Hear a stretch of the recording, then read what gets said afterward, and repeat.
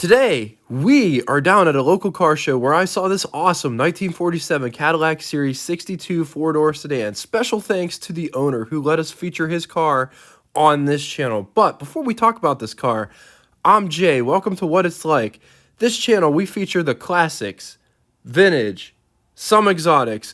We love featuring the orphan cars and cars off the beaten path on this channel. We do deep dives on all featured cars, show period correct ads, specs, and perceptions that other channels simply don't. This channel offers way more than just walking around a car with music. If that sounds of interest to you, subscribe. Hit the bell icon next to it to never miss a video. Let's talk 1940s Cadillac. The 40s was sort of like an end of an era for Cadillac, and it's kind of a weird time. It was right after World War II. Most of the big three didn't want to make anything new. They just wanted to blow off the dust off the dies and use those body designs that they started before the war. Just a little refresher, a little bit of background information. So Cadillac, they discontinued their super exclusive V16 in 1940. They also discontinued their junior line called LaSalle in 1941. The new B-body based Series 61 replaced the LaSalle mark. Getting back to 1947, 47 is considered second generation of the Series 62, which had a production run from 1942, and then they stopped because World War II happened, and they had to build machines of war. Picked back up in 46, 47, so a 3-year production run. These were built on the C-body platform and could be had as a 2-door coupe, 2-door convertible, 4-door sedan, and a chassis. Designed by Duke of Harley Earl. Let's talk specs. The wheelbase is 129 inches long. 220 inches long is the overall length of the car. 63.1 inches tall. I also saw another one saying that it was 66.7 inches tall. 80.8 inches wide, weighs 4,233 pounds.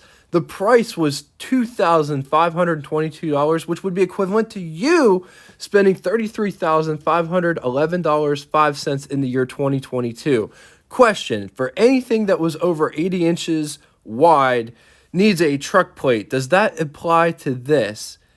In the comment section below. I'm pretty sure that anything that's over 80 inches now, they need like 3 lights above. The Ford Raptor has those lights. The Hummer has those lights. In the comment section below, if you know when that rule started. Thank you so much. Let's talk engine.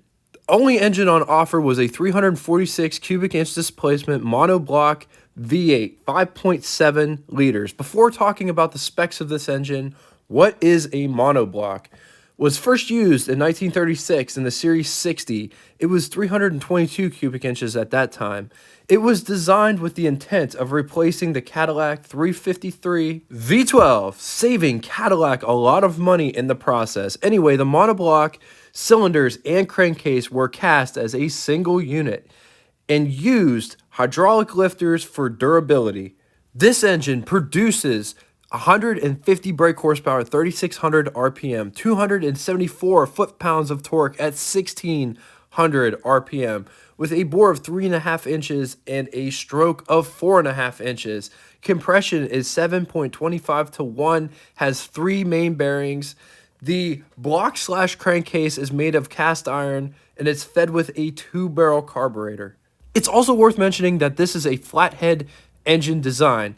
Moving on to transmissions, 2 transmissions on offer, 3-speed manual, which was a synchro mesh unit, or the Hydromatic 4-speed automatic. The Hydromatic was developed by GM, Cadillac, and Oldsmobile. It was introduced in 1939 for the 1940 model year, making the Hydromatic the very first fully automatic transmission that was mass-produced in history. This is where the fully automatic transmission started. This is Genesis.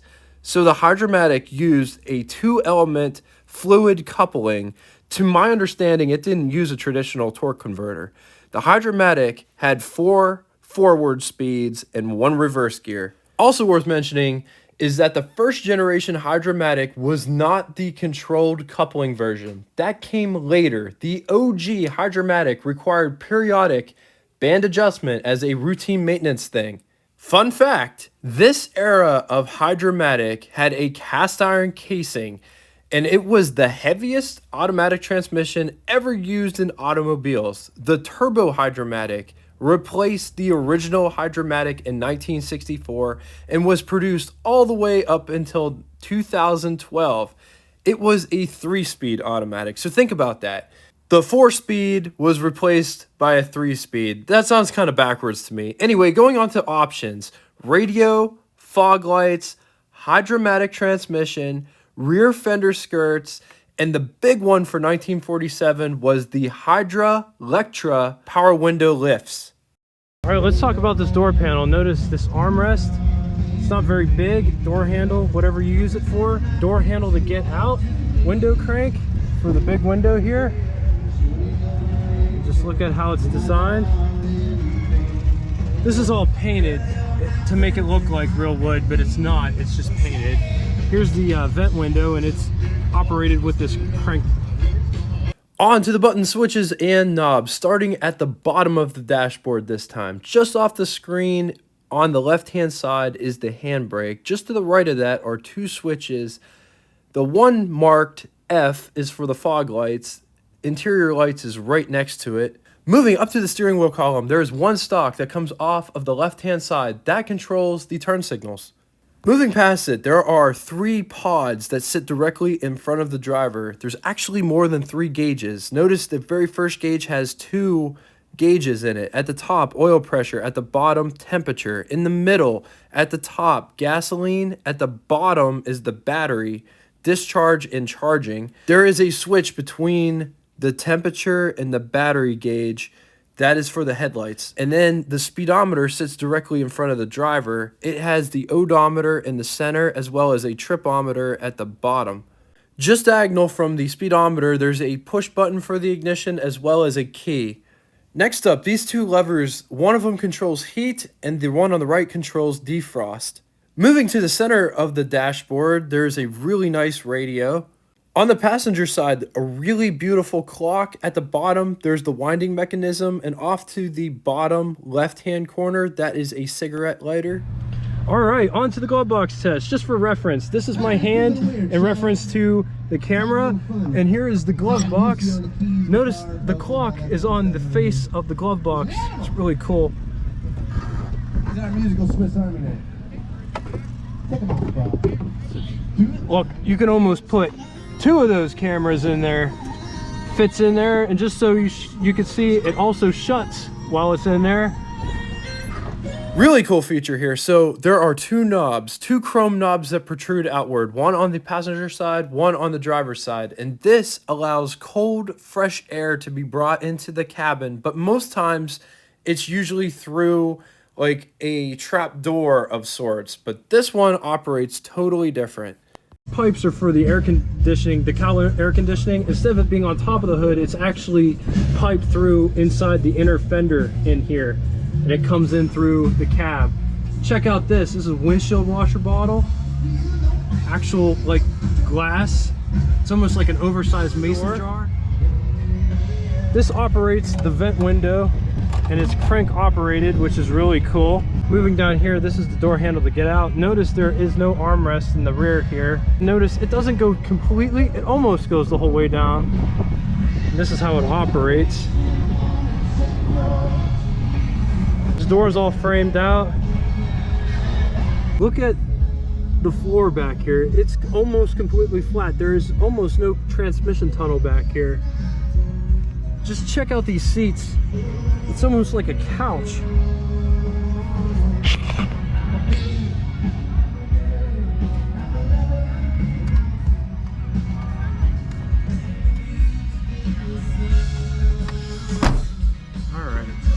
This is me sitting in the back seat. I got lots of headroom back here. It's very, very spacious. Look at my hand. Tons of room. I'm not even touching the back of the seat. This is what the seat profile looks like. It's slightly reclined. Cool back here. This is what the rear view looks like with the shelf back there. Here's what the ashtray looks like in the back. You also have a cigarette lighter. Just check out how this comes down. This actually bulges out. It almost looks like a torpedo. It comes up all the way to the front here. It's also integrated into the door, so when you open the door, this whole piece moves with it. And just to see how that all operates.